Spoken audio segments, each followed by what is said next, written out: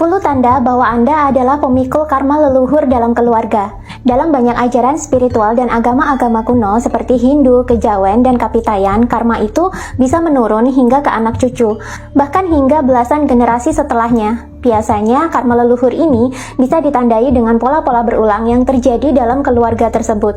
Misalnya, bila sebuah keluarga itu banyak mengalami perceraian, perselingkuhan, atau KDRT yang sifatnya sudah ada sejak zaman kakek nenek atau bahkan sebelumnya, maka bisa dipastikan bahwa keluarga tersebut menanggung karma leluhur.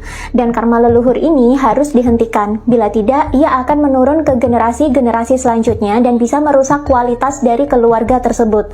Nah, biasanya karma leluhur ini baru bisa diputus bila dalam keluarga tersebut ada yang ditakdirkan sebagai pemikul karma leluhur.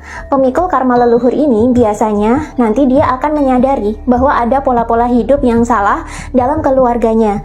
Ada karma leluhur menurun dalam keluarganya dan ia mendedikasikan diri untuk menghentikan karma tersebut agar tidak berlanjut hingga ke keturunannya. Nah, jika Anda mengalami beberapa atau semua tanda-tanda berikut ini, itu artinya Anda adalah pemikul karma leluhur dan tugas besar Anda selanjutnya adalah menghentikan karma tersebut agar tidak menurun kepada anak cucu. Apa saja tanda-tanda bahwa Anda adalah pemikul karma leluhur?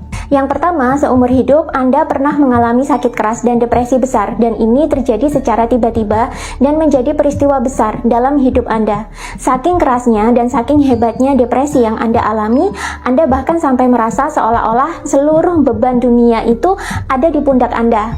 Proses ini juga bisa dinamakan sebagai Dark Night of the Soul, di mana Anda akan mengalami banyak kesakitan, masalah datang bertubi-tubi, hingga membuat Anda itu depresi dan jatuh ke jurang kehidupan terbawah. Biasanya, setelah Anda mengalami fase ini, Anda akan mengalami kebangkitan spiritual secara alami. 2. Anda adalah anggota keluarga paling spiritual, paling sadar, dan paling cerdas. Mungkin Anda heran kenapa dalam keluarga Anda sepertinya hanya Anda yang mengerti spiritual dan memiliki kesadaran yang cukup tinggi. Anda juga bertumbuh menjadi anggota keluarga yang sangat cerdas. Bahkan pola pikir Anda itu melampaui pola pikir anggota keluarga yang lain. Jangan heran, karena bisa jadi Anda menanggung tugas sebagai pemikul karma leluhur dan harus memutus rantai karma ini agar tidak merusak generasi selanjutnya. 3. Anda adalah anggota keluarga yang paling sering ketiban sial dan kerap terjebak dalam situasi buruk dalam keluarga. Anda mungkin merasa, kenapa ya sejak kecil saya itu selalu menjadi anak yang paling sengsara? Saudara-saudara saya berkecukupan, saya kebagian melaratnya.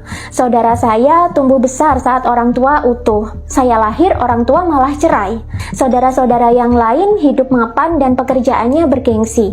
Saya malah harus jatuh bangun membangun karir atau membangun usaha. Nah, bila Anda sedang berada di fase ini, jangan terlalu bersedih, karena bisa jadi Anda sedang memikul tugas untuk menyadari karma leluhur dan memutusnya. 4. Anda nampak berbeda dari anggota keluarga yang lain. Contohnya, ketika mayoritas anggota keluarga memilih jadi PNS, Anda malah tidak suka jadi PNS dan memilih kerja sendiri. Anda bisa jadi juga memiliki pemikiran yang sangat berbeda dengan mayoritas anggota keluarga, sehingga kadang Anda akan dicap bandel atau aneh.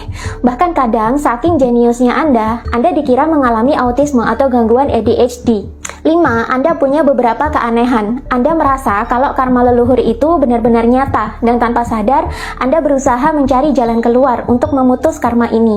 Anehnya, anggota keluarga Anda yang lain itu tidak ada yang menyadari karma leluhur ini. Kalaupun ada yang menyadarinya, mereka biasanya tidak seantusias Anda dalam menghentikannya. 6.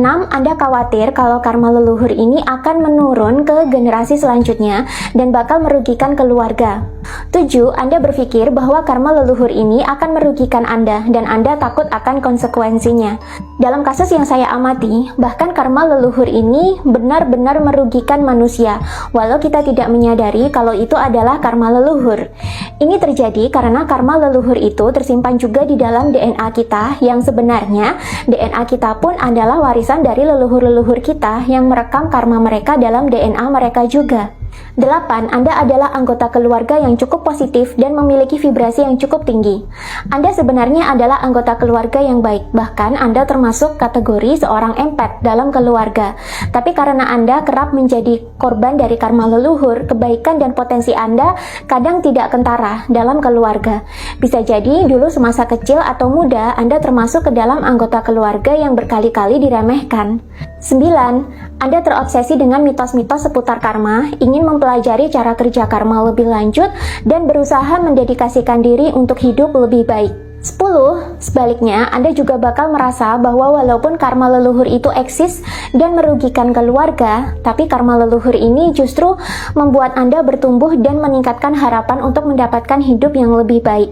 Karena Anda menyadari bahwa dalam keluarga Anda ada karma leluhur yang harus dihentikan, kini Anda melatih diri Anda sendiri supaya lebih sadar, lebih eling lan waspodo, lalu mau menyembuhkan diri, dan Anda juga mempelajari pola-pola dan sifat buruk berulang dalam keluarga. Anda juga mempelajari apa yang menjadi inti atau penyebab permasalahan berulang dalam keluarga, dan Anda mendedikasikan diri agar tidak mengulang kesalahan-kesalahan yang sama dengan yang dilakukan oleh leluhur atau orang tua Anda. Anda jadi memperbaiki sifat-sifat buruk Anda menyembuhkan luka-luka Anda sendiri, dan Anda malah berkembang menjadi manusia yang lebih baik. Nah, karena Anda kini jadi bertumbuh dan berkembang, sebagai konsekuensinya, di masa depan Anda berpeluang untuk mendapatkan taraf hidup yang lebih baik daripada leluhur atau orang tua Anda. Bahkan bisa jadi taraf hidup Anda lebih tinggi dibandingkan anggota keluarga yang lain. Anda juga bisa melahirkan generasi baru dengan DNA yang lebih baik dan berpotensi memiliki kualitas hidup yang lebih baik dibandingkan dengan leluhur-leluhur Anda. Lalu bagaimana caranya kita bisa memutus karma leluhur ini? Apakah karma leluhur ini hanya berdampak negatif saja kepada Anda? Apakah ada sisi positif yang bisa Anda petik dari karma leluhur?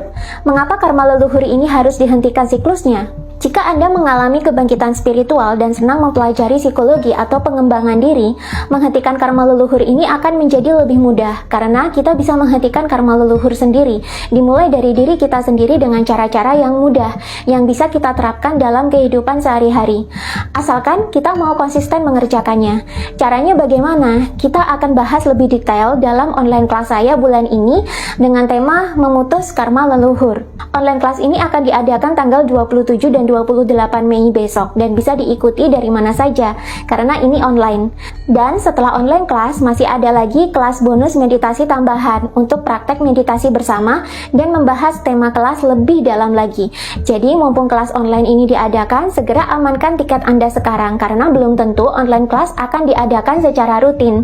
Dan kelas ini terbatas, jadi siapa yang cepat daftar dia yang dapat. Baca deskripsi video untuk informasi selengkapnya dan mendaftar kelasnya.